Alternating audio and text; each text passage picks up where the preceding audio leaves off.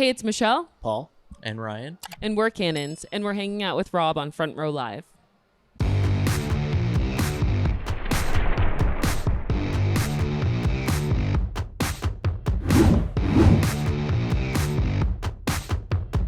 What's up, guys? Rob here, Front Row Live Entertainment. I am reunited with Cannons. Actually, this is the first time I'm seeing you guys in person. You and I talked on Zoom when you guys first signed to Columbia. Yep. And it's been a wild ride for the last couple of years with you guys. You guys have been doing so much, and now we're here with the fourth album. I want to talk about those trials and tribulations that you guys kind of faced to get to this fourth album. All right, let's do it. Okay. To get to this fourth album. Yeah. Okay. I feel like that's a lot to unpack. I mean, whatever you want to tell me, let me know. Yeah, so this year, since we talked, we've done a lot of touring. Yeah. So we've been on the road a lot, and we tried to really encapsulate that experience on this album, Heartbeat Highway.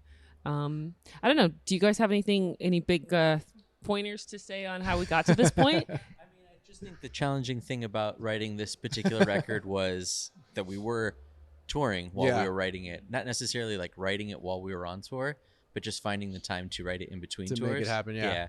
But our process has always been kind of the same. There was literally some songs that were finished, some songs that were finished in the green room, like while we're on the last tour. Yeah. It's pretty.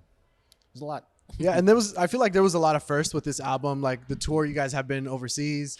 Also you have collaborators this time around. Like you have, prior to these, it's been mainly the band working on the production side of things. What was it about this album that you guys felt it was time to bring some people in? And was that like an awkward situation at first, like trying to introduce people to this world that you guys already have yourselves in the studio?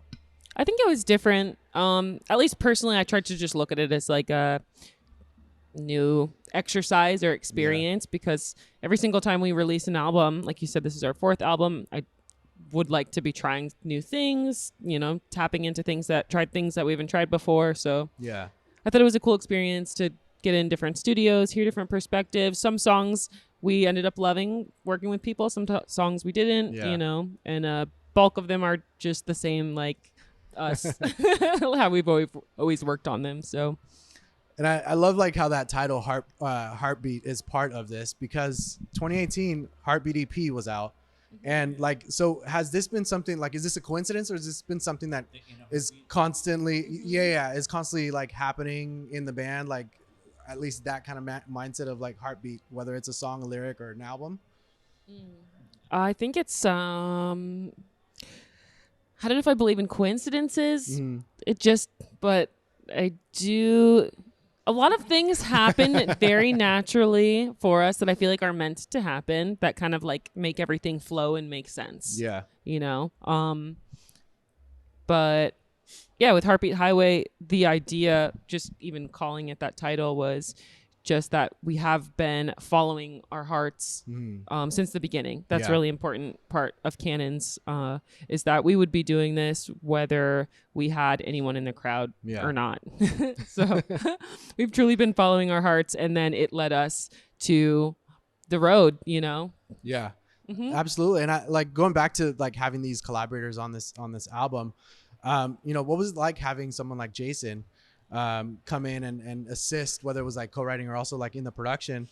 I've worked with Jason with his previous bands on Warped Tour with After Midnight Project, so he's a super cool guy and like so creative in the studio. But I'm curious, like putting the four of you now in that studio, like how was that chemistry like, and like how do you feel that balance was during that process? I think he was really easy to work with, super fun, great energy, had a lot of good ideas. And also I loved that he had alpacas in his backyard that we got to hang out with. Yeah. You guys have any commentary on? Yeah, same. Like, very collaborative. Yeah. You could tell him like, maybe this isn't working, he wouldn't get upset or anything like that. Yeah. There's some producers like that for sure. Anything else? Alpacas. Alpacas. Paul, you've been like the main like producer in the band, right? Like, so as you go on to new material, like and leading up to this album, how do you feel like you've evolved as a producer, and how do you separate the artist and the producer when you guys are creating music? I don't think I do, to be honest. I think we kind of all write together at the same time, and then the production and the writing kind of go hand in hand. We kind of do it all at the same time, and then like it comes out the way it comes out. Yeah. I've always been a fan of the sound design that you guys create on your records. I feel like with this album, there's like some more artistic stuff that you guys added to it, maybe stuff from scratch or stuff that wasn't like an instrument for, like you had a whistle on your song and you kind of created it as part of like a beat.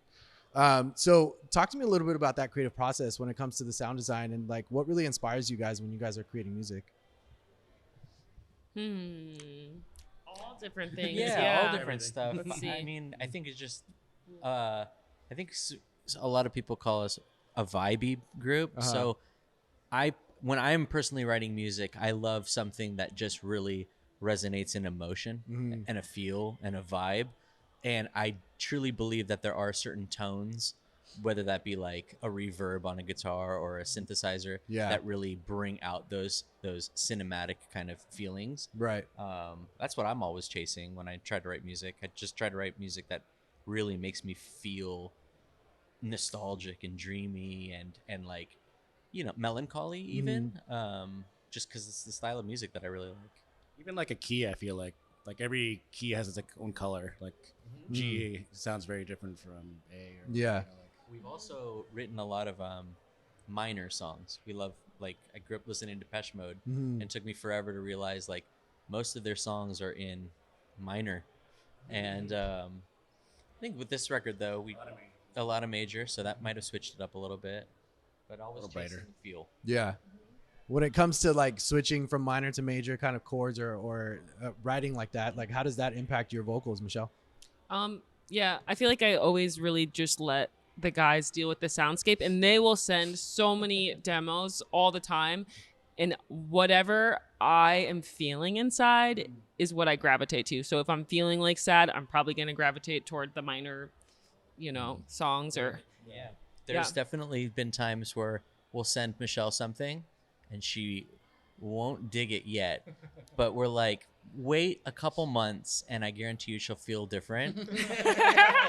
And we'll send her the same song, and I don't know if she realizes it, but she's like, I love that. I'm like, I knew it. We got it. Get in the right mind space. Yeah, it's just feeling, and it depends on my mood.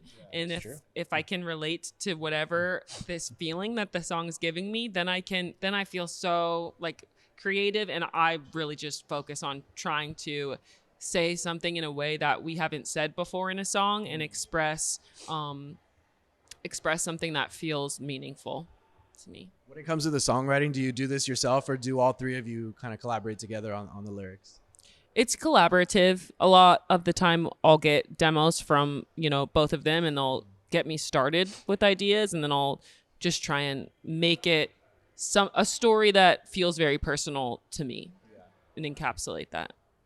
What song would you guys say that on this album was pretty much a challenge, whether it was like from the beginning trying to figure out how to start the song, or like during that almost final step of the process trying to figure out how to kind of close the song? I don't know. Maybe Harpy Highway, because we had to kind of rewrite the chorus to that one. Would you say it was harder because it was also like the title track, or I don't know. Does that not really matter? I don't even think it's a good answer. Track at the end. Yeah, maybe more or less what Paul said. Like, I think we liked the feel of the music, right? And we knew we had something, because like sometimes a song can stand alone even without. At least playing guitar, I always try to do that. Like, I want the song to sound as cool as it can be instrumental wise. So I think we knew we had something there, but in order to like really kill it with the top line for the chorus, that was a challenge. I do feel like we're the kind of band that if something is just not working, we just kind of move on to the next one usually. Yeah. Maybe come back to it until she changes her mind on the song. Yeah. maybe another album, we'll bring it back and see if it works. And like, Just go with the flow. Do you guys do a lot of ad-libs during this production process? And if so, like, were there many on this album? And is there like a favorite one that you would say you had? Just kind of adding those a little like additional kind of like vocal tones, or just like things that are not necessarily a lyric per se, but like you use it as some kind of like sound. Oh, okay. Yeah. Like a sound. when we're finishing off this, I feel like sometimes, I mean, Yeah. I guess not too often. I don't know. I don't know either. Yeah. Not sure how to answer I mean, that we'll one. always add harmonies afterwards and stuff. I think with Loving You, the whistle came pretty in line with the everything came at the same time, kind of. So I do kind of feel like with Jason when we did Crush, there was like like how the song starts was not like, I remember when we were sitting in the room writing with him, that part wasn't quite there yet. Like it didn't exist. And then he was like finessing the mix and he tweaked this vocal and it kind of sounded like what you just mentioned, like an Adlib. Nice. And it ended up becoming like sounds very instrumental, but it's Michelle's vocal. Yeah. It starts the song. It's really cool. Nice. And as far as like the vocals go, like how do you feel that you've kind of evolved as a singer this time around? You've also got to experience different types and sizes of stages around the world. So what kind of impact or role does that play now, like when you create music? interesting. I'd have to think about how it relates to like when we're recording and stuff like that. But in general, I feel more comfortable singing and I don't know. I do like to, most of the time when I'm working on stuff for like our actual songs, I love to just like try things out alone at night in my bedroom. And that's when I feel most free. And then I'll bring it, to the guys and stuff. But It's kind of all of us too, at least for me too. I like to be alone when I'm working on it. That's why I think the Let's co-writing was new to us, because Probably, it's such a personal thing to write music. You have to sit there while they're listening or vice versa. Or just like even share an idea. Like I've known Paul forever and I've known Michelle now for a decade. So in order to like write something that we're all happy with someone who just joined the party, Yeah. it's very vulnerable. How would you say like vulnerability played a role this time around on this album? And did you feel like you had to like really look at these songs, dissect them before you decided like, okay, I'm going to let them go. I'm going to let them be out there. I honestly had a really hard time before we released the album listening back to some of them because some of them bring me back to times where I was really sad or stressed or scared. Helped me through the times, but they're so connected to like such deep-rooted memories that I can't always listen to all of the songs. I couldn't always listen to all of the songs, but now that we've been playing them every night and stuff, it's kind of like muscle memory. But there was a point where I felt like certain things felt like I did feel really vulnerable or would bring back memories that were really personal. And I'm like, do I want to... I really want to put this out there. Yeah. Uh-huh. Do you feel that now with this experience, like it's getting easier to be more vulnerable with your music? Or do you feel like it's still depending, obviously maybe, or probably depending on like what that situation or what it is that you're talking about? I feel like it's a healing experience, honestly, because like when we're writing songs, like I said, even if I'm going through like a really tough time and the guys are working on a demo to send me, they'll try to get in my headspace and somehow I'm just like, how did you know to even write these lyrics or like understand how I'm feeling here because I can't even express it. But then it'll get me like on fire and going, and then think through experiences a little deeper and then sharing them with people. And that's a whole like really cool healing process, honestly. To kind of piggyback on that, like I really like the chemistry that you guys have. You were mentioning like, oh yeah, Crush with Jason, and immediately he was like, oh yeah, like he already knew what you were talking about. And I feel like that's how you guys kind of bounce each other in the studio, like whether you've heard what you've been working on or not. Like I feel like it's just like a natural process for you guys. Yeah. Paul and I don't really have to talk to each other about music. We just we're like, it's just there. It is. When I first met them, I was a little confused at first, just trying to like fit in the mix here because their conversations, the sentences wouldn't even finish and I'd have no idea, but the songs would work out great. And then, We have like weird ways of saying things that don't make any sense. works for us. Chuck E. Cheese bases. Chuck E. Cheese base is always good. During this album, for you, each one individually, where do you feel that you stepped out of your comfort zone? And was it something that you really, that's it? Like Do you feel like you did anything with the guitars or the bass or the keys, like, or vocals? I think we always kind of challenge ourselves in those. And like I know Ryan's always noodling guitar and trying to figure out different things. And like, because I think we all love so many different genres of music. Yeah.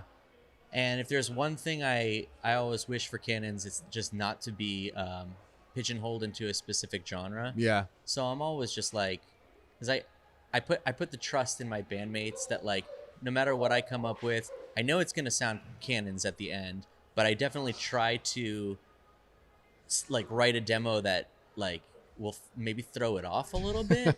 Like there was like a period of time where I was listening to like a lot of Deftones. Yeah. I'm like, I know we don't sound like Deftones, but I trust Paul enough to be like, he knows where I'm coming from. He can maybe take that heavy riff and make it, more Cannons like. Slow it down. or even like something like the end of like Metal Heart. We did like this kind of like metal solo over it. And it was like that was like we were like trying to coerce you into doing that. I wanted a We were solo. like, just do a metal solos. And he was like, I don't know. like, It I don't sounds know. so Yeah. good. Yeah. Yeah. I love it. It's still one of my favorite parts of the album. Now, it's gonna sound funny, but I feel like even something as simple as the whistle, I feel like that's also kind of a challenge to kind of know how to control it properly, especially when you're performing it live. Was that something like a natural process for you, like in the studio when that came out, or did you guys actively say like, let's try doing this kind of whistle thing? That particular whistle. That was a Tyler thing. Tyler Spry we worked with. Like that was his contribution to that. one.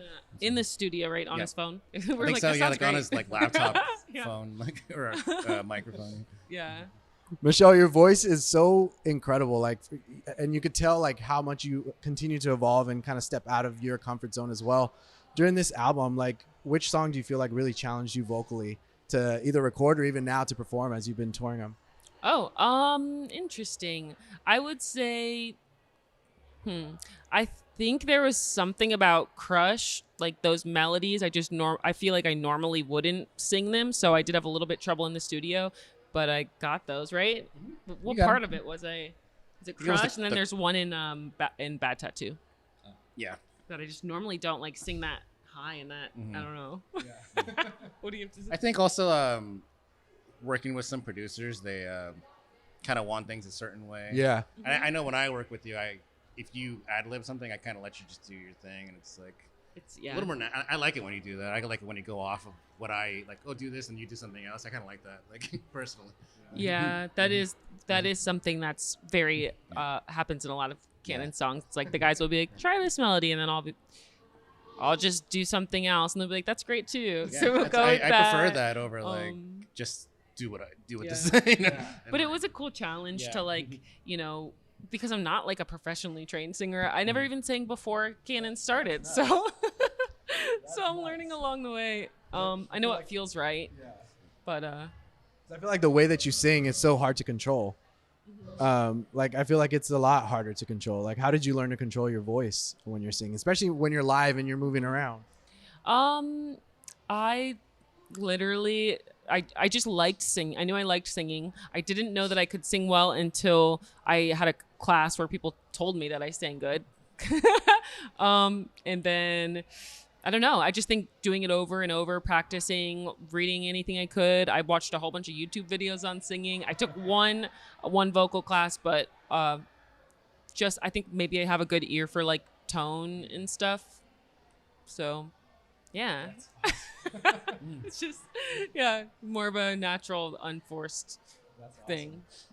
Now, I guess to close us off, you guys are doing the three dates here in Southern California. I guess like hometown shows, and they've been sold out. That's incredible. Like I loved walking over here and like seeing that line kind of wrap around the venue.